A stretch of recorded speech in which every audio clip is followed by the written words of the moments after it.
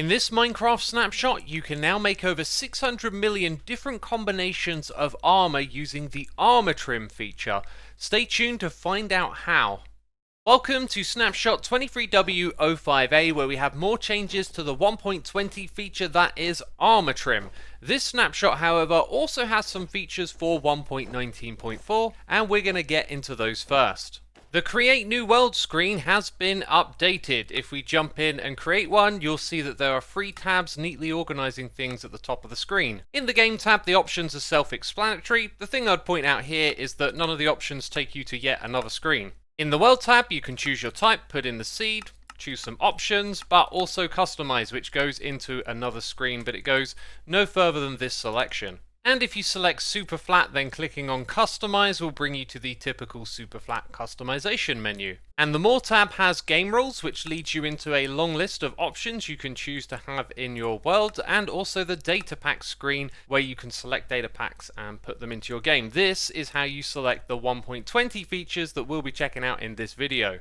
And if you use the data pack, you will get this reminder to let you know that these things are under development and they can break the world you're using them in. And some of you would have noticed in the World tab there's no import settings and no export settings for creating custom worlds. And unfortunately, I don't know if this change is permanent or not, if they've just decided to remove this. My guess is that they're probably figuring out the best way to put it into that menu system. Also for 1.19.4, there is a change to the effect give command. You now have the option in time not to put a number, but also to put infinite, and this means that effect will just last forever. And when you use this, instead of having a number ticking down, you will just see the infinity icon below the name of the effect. And another small change for 1.19.4, which you might have noticed me doing in the intro in this video, was simply swapping over my armor by right-clicking. This is a feature that is on the Bedrock edition of the game, but not on Java, and so that's been changed for parity reasons. All in all, seems like a nifty, convenient little change, and it's also interesting considering the amount of changes that are happening to armor at the moment. And that brings us to Minecraft 1.20. We're going to start off with the enchantment glint that has been changed again.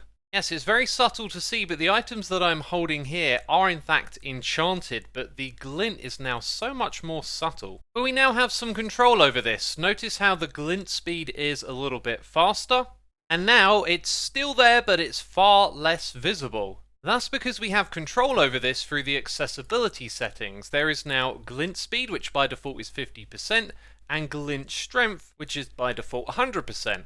I should also point out that tooltips in this menu have been repositioned so that they no longer obscure the button that you're actually trying to look at.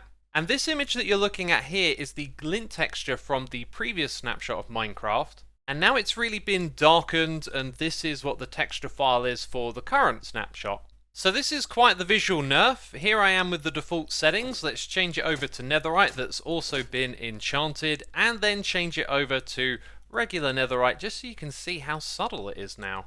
Next up, let's talk about armor trim changes, because there has certainly been a few of them. And with 11 of these different patterns, only one of them has been revised. The dune with its 4 squares has been pushed up a little bit, and some of the texture has been removed from the side too. You can see this if we take a close look at the texture files here. I'm just swapping from the old to the new.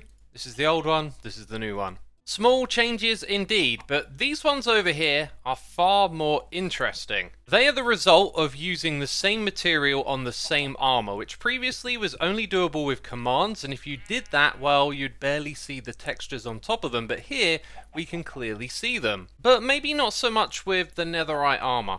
Anyway, the best way to see this in action is with a smithing table. I'm going to throw in a template, we're going to put diamond on here, and then we're going to look at the armor stand on the right. That's what it looks like when you put diamond on diamond. If I swap this over for iron, you'll see that the color of the diamond actually changes color over the top of the iron. So if I swap between gold and iron, those stay the same, yet when we switch out to diamond, it goes to a darker texture. And that's what all of these are. They're darker equivalents of the same material, which again doesn't really work on netherite. Maybe that one should be made lighter. And these changes come with technical changes in the back end too. Incompatible armor material has been removed and replaced with override armor materials. This essentially allows the game to replace the gold texture with the darker gold texture. So now you can make a total of 660 armor types, right? However, as I said in the intro, that number is now actually through the roof. And we are about to get to that, but just before we do, please do take the time to like this video if you want to support it, and subscribe to the channel if you haven't done so already. Doing so will keep you up to speed with all of these Minecraft changes. So how did I arrive on such an astronomically large number? Well, it's because of leather armor and something unique that they have.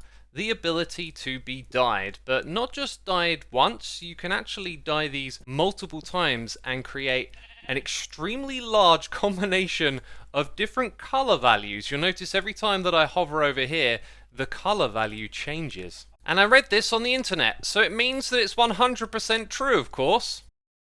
There are supposedly well over 5 million combinations of different leather armor color you can make. If we combine that with 10 different materials of trim and the 11 different templates, and then add 660 on top of that, that's how we got to this astronomically large number. So this you can probably imagine, but I'll show you anyway. In the smithing table, we can put in regular leather armor and dye that. We can also put one that's been dyed in with a simple combination of colors and one that's been done with lots of different dyes. It will accept any type and add the trim to it. And this is where I think the armor trim really shines. You have so much more control over the combination of colors when combined together, whereas some of these can be a little bit garish in one person's opinion. Over here you'll be able to subtly tweak the colors you want to combine together. All in all, a fantastic change, but I think the common discussion now is going to be how weak leather armor is, how easy it can break, even though it's really nice aesthetically.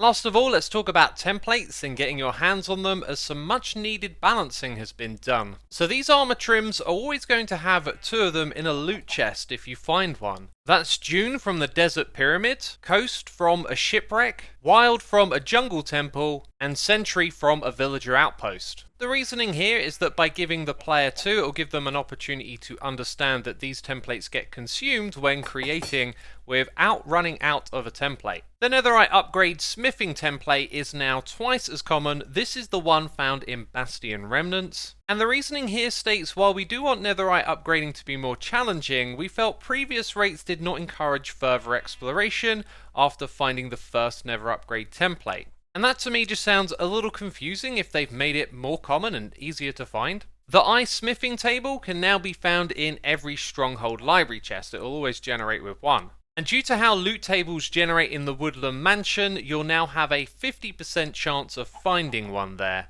That is the Vex armor trim, of course. As it states here on the website, some generations of Woodland Mansions can be really unlucky, so this now makes it far more likely your Woodland Mansion will have one of these inside.